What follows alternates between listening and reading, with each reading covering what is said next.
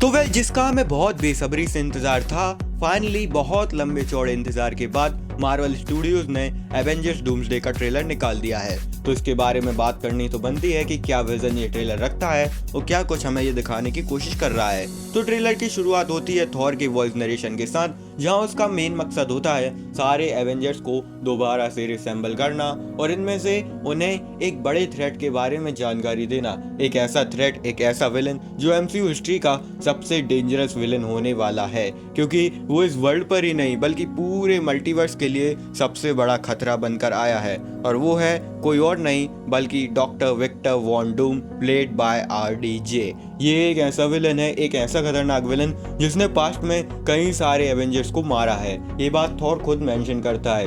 इसीलिए सभी को दोबारा से रिसेंबल करना, उन्हें अपना नया एवेंजर्स मिशन देना और सबको लीड करना थॉर की मेन रिस्पॉन्सिबिलिटी है। वो भी तब जब आपके पास आपके बहुत सारे मेन एवेंजर्स नहीं है, ना ही टोनी और ना ही कैप। इसीलिए थॉर के पास ये रिस्पॉन्सिबिलिटी है कि वो सबको लीड करे और उन्हें एक नए मिशन के लिए तैयार करे।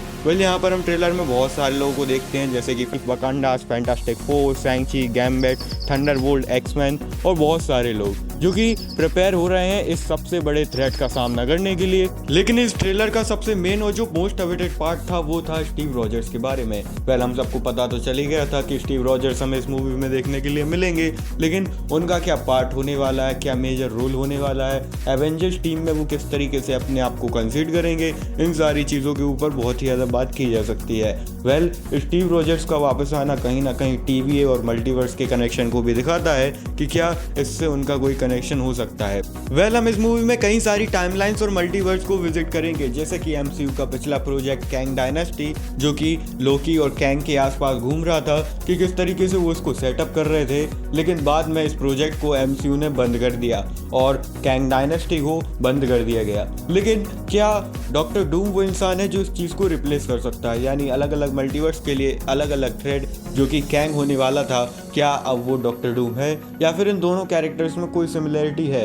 ये सारी चीज़ें और इन्फॉर्मेशन हमें डॉक्टर डूम की पावर को बताती है कि कैसे वो अपनी 2 उंगलियों से थॉर के स्टॉर्मब्रेकर को रोक देता है। इस ट्रेलर में कुछ ऐसे एवेंजर्स भी थे जिनका एक भी विजुअल नहीं था, यानी कि अभी तक उनकी कन्फर्मेशन नहीं आई है, जिसमें से अपने डॉक्टर स्ट्रेंज, अपना पीटर पार्कर यानी छोटा स्पाइडरमैन, उनके अलावा हल्क और बहुत सारे लोग गार्डियंस ऑफ द गैलेक्सी भी नज़र नहीं आए हैं। तो क्या इन लोगों की प्रेजेंस हो सकती है डूम्सडे में या नहीं, इसका शायद पता हमें बाद में चले, may be brand new day की रिलीज के बाद।